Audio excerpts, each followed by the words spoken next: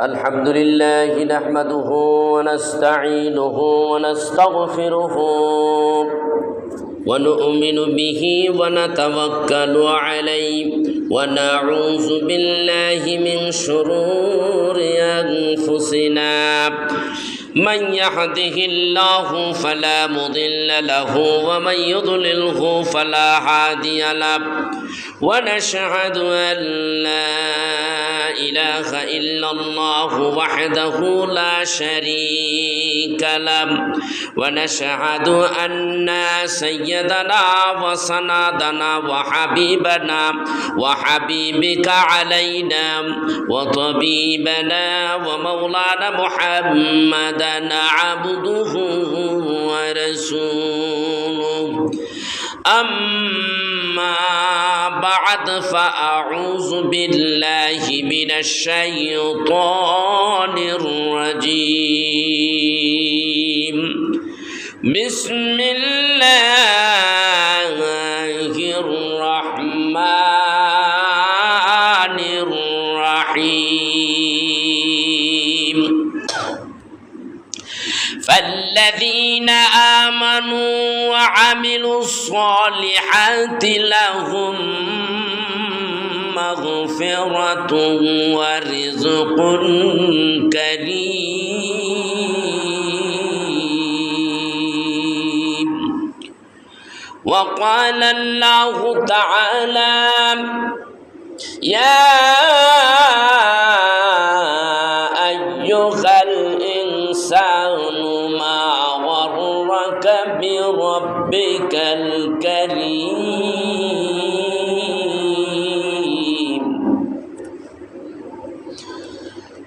وقال الله تعالى وما خلقت الجن والإنس إلا ليعبدون إن الله وملائكته يصلون على النبي يا أيها الذين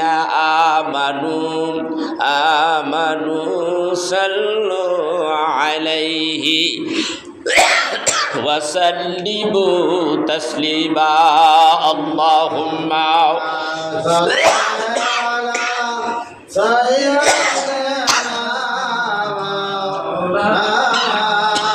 محمد وعلى آل سيدنا কোথায় আবু বকর উমর উসমান আলী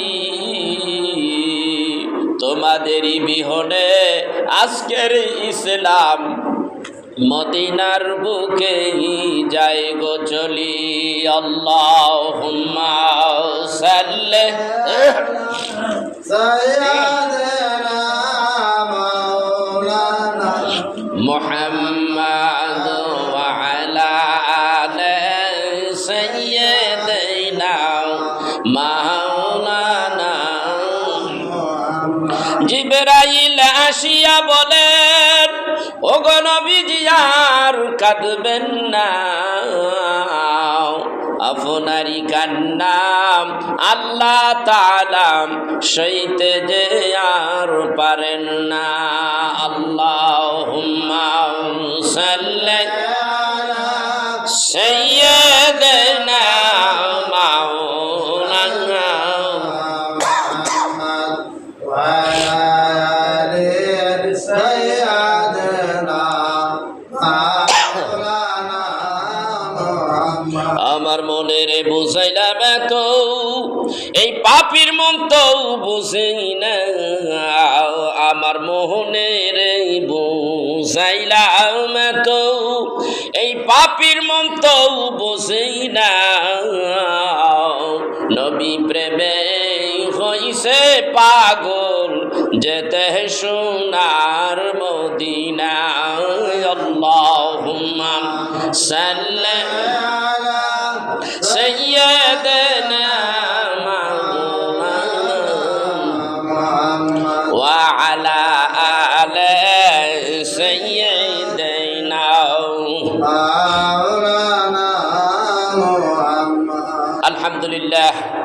রব্বুল আলামিনের দরবারে শুকরিয়া আদায় করি যে আল্লাহ তাবারক ওয়া তাআলা পবিত্র জুমার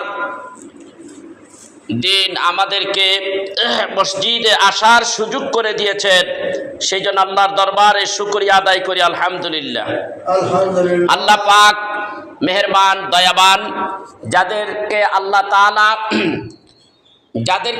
তাআলা পছন্দ করেন না, তাদেরকে সৎ কাজের দিকে আল্লাহ ধাবিত করেন না। আল্লাহ তাআলা কোরআনুল কারীমের মধ্যে ইরশাদ করেন, ফাল্লাযীনা আমানু ওয়া আমিলুস সালিহাতি লাহুম মাগফিরাতুম ওয়া রিজকুন কারীম। আল্লাহ তাআলা বলেন, সুতরাং যারা ঈমান আনে এবং সৎ কাজ করে তাদের জন্য আছে ক্ষমা ও সম্মানজনক জীবিকা। যারা ঈমান এনেছে, আল্লাহ তাআলা সৎ কাজ করেছে যারা, তাদেরকে আল্লাহ রিজিক দেন, রিজিকে বরকত দেন এবং ক্ষমা করে দেন। আর যেই মানুষগুলি ঈমান আনার পরেও যেই মানুষগুলি আল্লাহর পথে আসে না, নামাজের জন্য আসে না, আল্লাহ তাআলার দাসত্ব গোলামি করার জন্য নিজের মনকে উৎসাহিত করে না, এই মানুষগুলি হলো লানতপ্রাপ্ত। এই মানুষগুলি অবশ্যই এই মানুষদের কাছ থেকে আল্লাহ তাআলা রিজিক ছিনাইয়া নেয় এবং এই মানুষদেরকে কখনো রিজিকের মধ্যে বরকত দেয় না। আমরা মানুষগুলি আজকে নামাজ থেকে গাফিল হয়ে গেছি, নামাজ আমাদের দরকার নাই, এমন একটা অবস্থা, এমন একটা জামানায় এসে গেছি যে নামাজের কোনো প্রয়োজন নাই। নামাজ দিয়ে কি করব? হজ যাকাত এইগুলি দিয়ে কি করব? তারা মত্ত আছে পৃথিবীতে কিভাবে টাকা পয়সা কামাই করা যায়, কিভাবে লক্ষ লক্ষ কোটি কোটি টাকার মালিক হওয়া যায়। আমার ভাইরা, এই লক্ষ লক্ষ কোটি কোটি টাকা তো কবরে যাবে না। যখন মারা যাইবা, তোমার আমার জীবিত দশায় পকেট আছে 2টা 4টা 5টা পকেট, আর এই পকেটে যখন টাকা আটে না তখন ব্যাংক ব্যালেন্স অভাব নাই, কিন্তু যখন চলে যাবা তোমার যেই 3টা কাপড় জানা সাদা কাপড়, কাফনের কাপড়, এর তো কোনো পকেট নাই। এর মানে হলো এখানে দুনিয়ার কিছু নেওয়ার মতো, এই কাফনের কাপড়ের ভিতরে নেওয়ার মতো কিছু নাই, কিছুই নাই।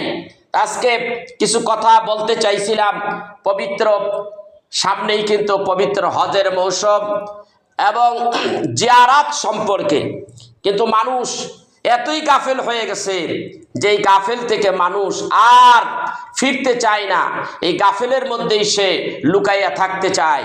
সেই জন্য আমাদের প্রয়োজন কি? আমাদের এই অন্তরাত্মাকে আল্লাহর পথে, আল্লাহর দিকে ধাবিত করা। আমরা কিন্তু এইগুলির ছেড়ে এখন আমরা কোথায় আসছি? আমরা চলে আসছি একেবারে গাফেলের ভিতরে। হাদিস শরীফের মধ্যে আসে আল্লাহ তাআলা এমন ভাবে তার হাবিবুল্লাহ নবীকে, আল্লাহ তাআলা এমন ভাবে তার হাবিবকে ইসলামের খেদমত করাইয়া নিয়েছেন। আল্লাহ তাআলা বলে, হাবিব গো, আমি ইচ্ছা করলে আপনার হজ যাকাত, আপনার নামাজ, আপনার যাবতীয় সব কিছু আমি আপনাকে ঘরের ভিতরে বসাইয়া করতে পারতাম, কিন্তু ঘরের ভিতরে আপনার জন্য যদি ঘরের ভিতরে রেখে দিয়া যদি আমল করার এবং এই সমস্ত কাজ করার, ভালো কাজ করার উদ্দেশ্যে ঘরের ভিতরে বসে যদি আপনি করেন, তাহলে এই জাতিগুলিকে কে হেদায়েত করবেন? কোন মানুষ এই জাতিগুলিকে আল্লাহর পথে ধাবিত করবে? কে আল্লাহর ভয় ভীতি দেখাবে? কে এই আমি আল্লাহর পক্ষে মানুষদেরকে ডাকবে? সেই জন্য আল্লাহ বলেন, হাবিব গো, আপনি মানুষদের কাছে দাওয়াত দেন, ফা ইন্নামা আলাইকাল বালাগ, আপনার দায়িত্ব হলো প্রচার করা। আপনি প্রচার করে দেন মানুষের কাছে, আপনি দাওয়াত দিয়ে দেন। আল্লাহ তাআলা সূরা ইয়াসিনের মধ্যে বলেন, ওয়া মা আলাইনা ইল্লাল বালাগুল মুবিন। হাবিব, আপনি মানুষদের কাছে দাওয়াত পৌঁছাইয়া দেন, আপনার কাজ হলো দাওয়াত পৌঁছাইয়া দেওয়া। আপনি দাওয়াত পৌঁছান, হেদায়েতের মালিক আমি আল্লাহ। আল্লাহ বলেন ওয়া আলাল্লাহি কাসদুস সাবিলি ওয়া মিনহা জাইরুন ওয়া লাউ শাআল হাদাকুম আজমাইন।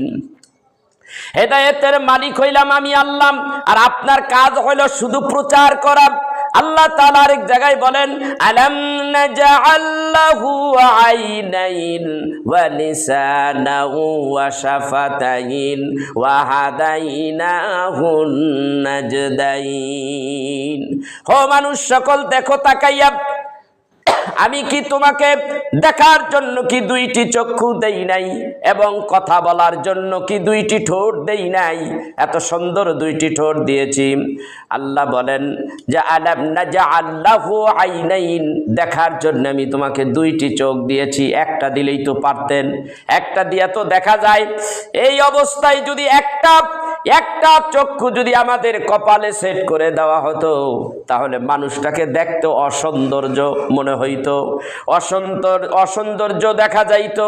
দুইটা চোখ দিয়া আল্লাহ তাআলা এই মুখের ফেসটা কত সুন্দর করেছে, এবং কথা বলার জন্য ওয়া লিসানাহু ওয়া শাফাতাইন, আর কথা বলার জন্য দুইটি ঠোঁট, একটি জিহ্বা দিয়া দিছি।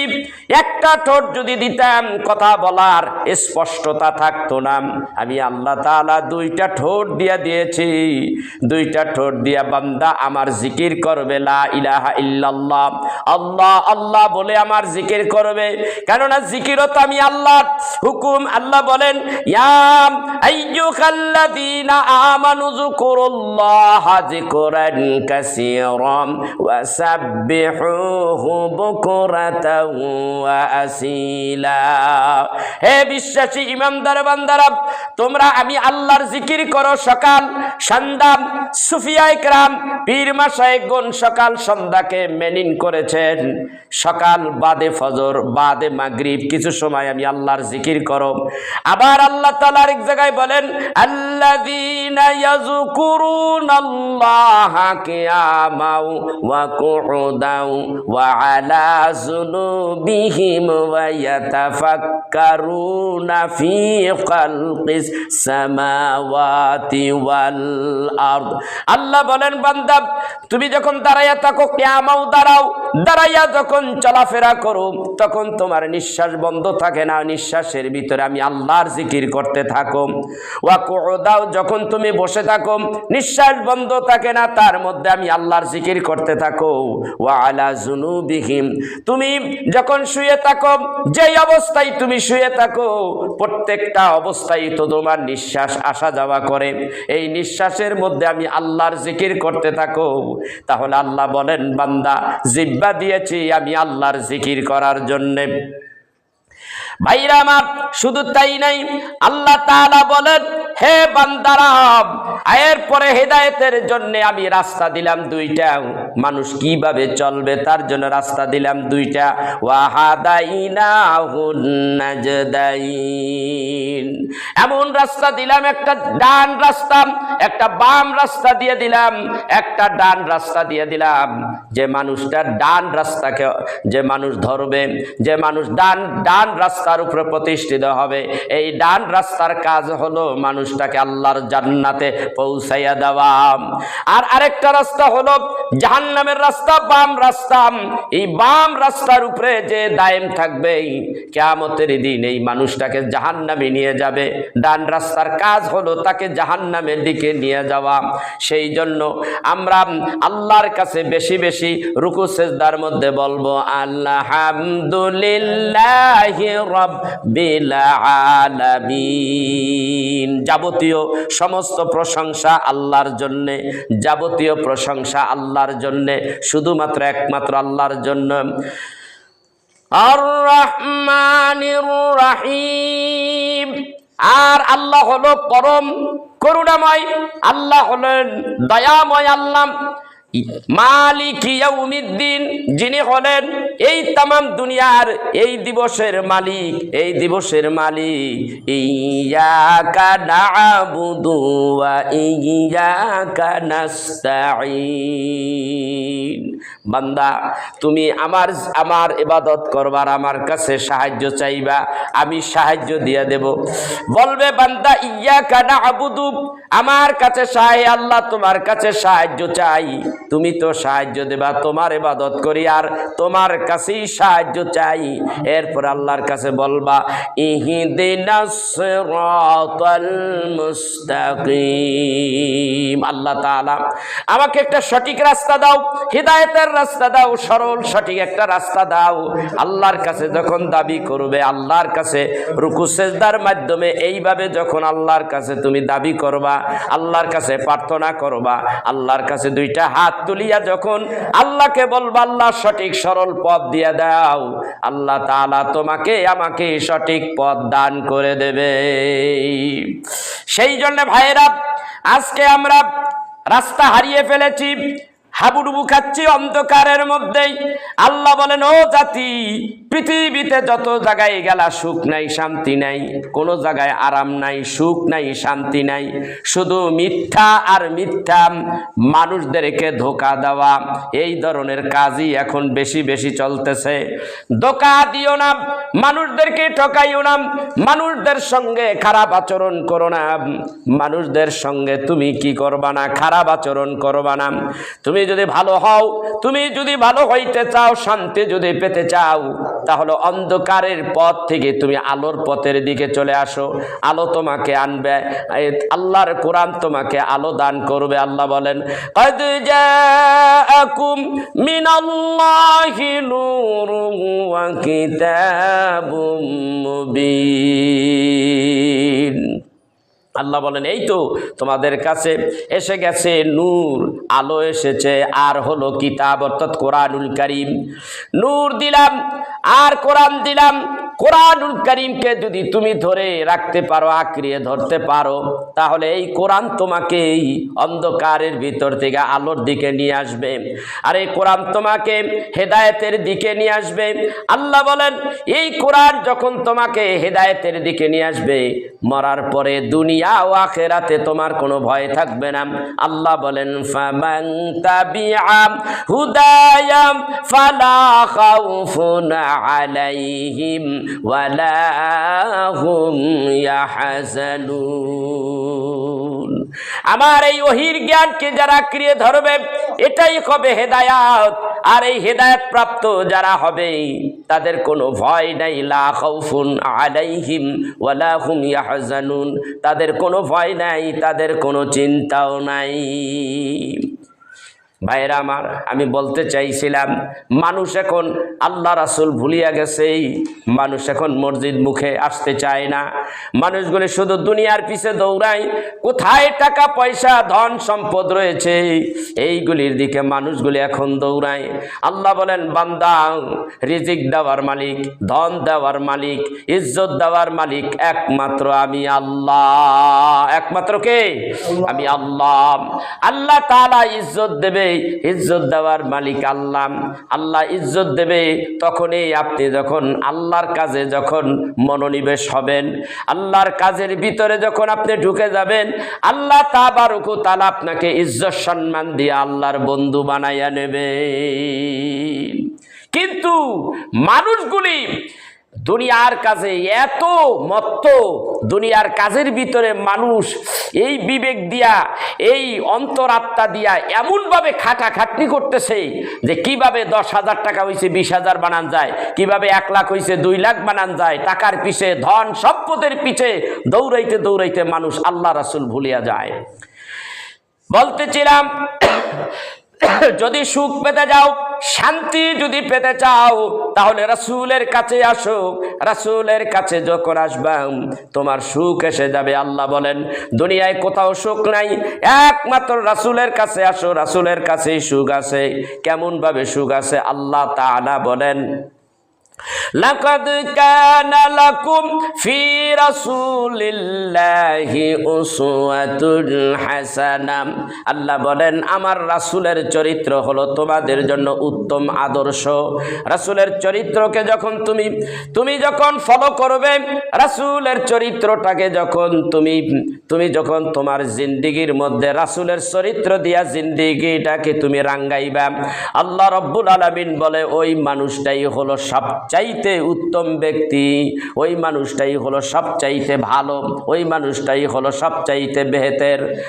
এরপর আল্লাহ বলেন ওয়া ইন্নাকা লাআলা খুলুকিন আযীম, নিশ্চয়ই হে রাসূল আমি আপনাকে বানিয়েছি, আপনাকে অনুপম চরিত্রের অধিকারী, পৃথিবীর শ্রেষ্ঠতম চরিত্রের অধিকারী আপনাকে বানিয়েছি, যেন আপনাকে সারা বিশ্বের মানুষ আপনাকে কি করবে, ফলো করবে, আপনাকে অনুসরণ করবে। আপনাকে অনুসরণ করলে ওই মানুষগুলি আল্লাহ পর্যন্ত আসবে এবং তার গুনাহগুলি মাফ করে দেওয়া হবে। আল্লাহ তাআলা পরের আয়াতে আরেকটা জায়গায় বলেন ইন কুনতুম তুহিব্বুনাল্লাহ ফাত্তাবিউনি ইউহিব্বুকুমুল্লাহ ওয়া ইয়াগফির লাকুম যুনুবাকুম ওয়াল্লাহু গফুরুর রহিম। আল্লাহ তাআলা বলেন হে বান্দা, আমাকে যদি পেতে চাও তাহলে আমার হাবিবের অনুসরণ করো। আমার হাবিবকে যখন অনুসরণ করবা, আমার হাবিবকে যখন ফলো করবা, তাহলে আমি আল্লাহ তার উপরে খুশি হয়ে যাব। ওয়া ইয়াগফির লাকুম যুনুবাকুম, আমি আল্লাহ তার জীবনের গুনাহগুলো মাফ করে দেব। বলেন পৃথিবীতে এমন কোন ব্যক্তি আছে যেই মানুষ কোন এক ব্যক্তিকে যদি অনুসরণ করলে ওই মানুষটা নাজাত পেয়ে যাবে? এমন কোন পৃথিবীতে এমন কোন আছে কি?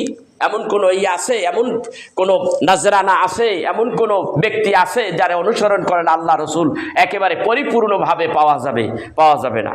ভাইয়েরা আমার, তারপরে আমি বলতেছিলাম দুইটা বিষয়ের উপরে কিছু কথা আমি বলি। সেটা হলো, একটা হলো জিয়ারা আর একটা হলো হজ। একটা হলো জিয়ারাত আর একটা হলো হজ। হজের মধ্যে হাদিস শরীফে রাসূলুল্লাহ সাল্লাল্লাহু আলাইহি সাল্লাম ইরশাদ করলেন, কারেন্ট তো চলে গেছে গা। আল্লাহ তাআলা ইরশাদ করলেন যে আল্লাহর হাবিবকে বললেন, হাবিবুল্লাহ নবী সাল্লাল্লাহু আলাইহি সাল্লাম ইরশাদ করেন, যেই ব্যক্তি হজের মৌসুম আসলো সেই ব্যক্তির এক নম্বরে শরীর সুস্থ আছে অথবা অসুস্থ যদি সে না থাকে, সুস্থ আছে, যদি তার ভিতর অর্থ না থাকে যেতে পারে না, তারপরে তার ভিতরে যদি খাবারের কোনো ব্যবস্থা না থাকে, কোনো রকমের কোনো সমস্যার সম্মুখীন যদি না হয়, ওই মানুষটার উপরে আল্লাহ তাআলা কি করেছে? হজে বাইতুল্লাহ শরীফকে ফরজ করেছে। আর এই হজে বাইতুল্লাহ শরীফ যদি তার উপরে হজ করার সমর্থন থাকে, এমত অবস্থায় সে হজে গেল না, এই অবস্থায় যদি তার মৃত্যু হয়ে যায়, আল্লাহর হাবিব বলে এই মানুষটা ইহুদি হইয়া মরুক, নাসারা হইয়া মরুক। আল্লাহর হাবিব এইভাবে বললেন। ভাইয়েরা আমার, হজের কথা আল্লাহ তাআলার হাবিব আরেকটা জায়গায় বললেন। সাহাবীরা বললেন, ইয়া রাসূলুল্লাহ, ইয়া হাবিবাল্লাহ, আপনি বলে দেন আল্লাহ তাআলা মুসলমানের জন্য হজ করা কয়বার ফরজ করেছেন? আল্লাহ তাআলা ঘোষণা করলেন যে হজ করাটা, আল্লাহর হাবিব বলেন, জীবনে একবার যে ব্যক্তি স্বাবলম্বী, আর্থিক কোনো সমস্যা নাই, শরীরের কোনো সমস্যা নাই, সুস্থ ব্যক্তির উপরে আর্থিক ব্যক্তির কাছে যাওয়ার মতো টাকা পয়সা আছে, এমন ব্যক্তির উপরে জীবনে একবার হজ করা ফরজ। দ্বিতীয় কাজ হলো মদিনায় যাওয়া, মদিনাতুল মুনাওয়ারায় যাইয়া আল্লাহর হাবিবের রওজা মুবারক জিয়ারত করা। মান জারা কবরি ওয়াজাবাত লাহু শাফাআতি। রাসূল বলেন, যে ব্যক্তি আমার কবর জিয়ারত করলো, আমার মাজার জিয়ারত করলো, সেই ব্যক্তির উপরে আমি নবীর সুপারিশ ওয়াজিব হয়ে গেল। তাহলে কবর, মাজার এইগুলি জিয়ারত করা সুন্নত তরিকা। হাদিস শরীফের মধ্যে আছে, রাসূলুল্লাহ সাল্লাল্লাহু আলাইহি সাল্লাম একবার বললেন, আমি তোমাদেরকে বলেছিলাম এক সময় তোমরা কবর জিয়ারত থেকে বিরত থাকো, এখন থেকে তোমরা কবর জিয়ারত করবা সব সময়। কেননা কবর জিয়ারত করলে মানুষের জীবন নরম হয়, সুন্দর হয়, মানুষের মন নরম হয়, মানুষ পাপ কাজের থেকে ফিরে থাকে। সেই জন্য কবর জিয়ারত করা রাসূলুল্লাহ সাল্লাল্লাহু আলাইহি সাল্লাম ইরশাদ করে দিয়েছেন। অনেক জায়গায় এ বিষয়ে অনেক কথা বলেছেন। দেখেন, এই যে পবিত্র জুমার দিন, আজকে এই পবিত্র জুমার নামাজ আদায় করে আপনি কি করবেন? হাদিস শরীফ কি বলে, রাসূল কি বলেন? রাসূলুল্লাহ সাল্লাল্লাহু আলাইহি সাল্লাম বলেন, নামাজ পড়বা, মা বাবার কবরের কিনারে দাঁড়াও। মা বাবার কবরের কিনারে দাঁড়ায় তুমি জিয়ারত করো। জিয়ারত যখন করবা তখন তোমার কি হবে? আল্লাহ তাআলা তোমার মা বাবারে মাফ করে দিব, আর সঙ্গে সঙ্গে তুমি জিয়ারত করেছো তোমাকেও মাফ করে দেওয়া হবে। সেই জন্যে আজকে মা বাবারই তো ভুলে গেছি গা। যার বাপ মা বছরের পর বছর কবরে শুয়ে আছে, পুরাতন হয়ে গেছে, 10 বছর 20 বছর হয়ে গেছে, তারা মা বাবা চেনে না, তারা মা বাবার কবরের কিনারে যায় না। আচ্ছা, আপনি যদি না যান তাহলে ভালো কথা, আপনার সন্তান আপনার কাছে যাবে না। মা বাবা ওই কবরের মধ্যে কত অসহায়, ওই মা বাবা কবরের মধ্যে অসহায়, মৃত্যু ব্যক্তি মাইয়িত সেখানে কত অসহায়।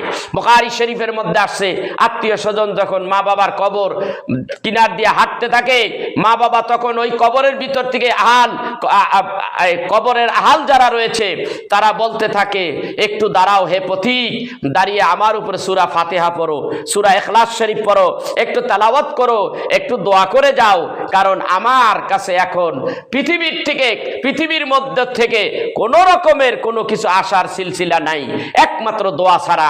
আমার জন্য কিছু দান খয়রাত করো, আমার জন্য তোমার সন্তানকে আলেম বানাও। তোমার সন্তান যখন আলেম হবে, সেই সন্তান যখন রব্বিরহামহুমা কামা রব্বায়ানি সগীরা, এই কথাগুলি কবরের কিনারে যায় বলবে, আল্লাহর হাবিব বলে মা বাবারে মাফ করে দেওয়া হয়।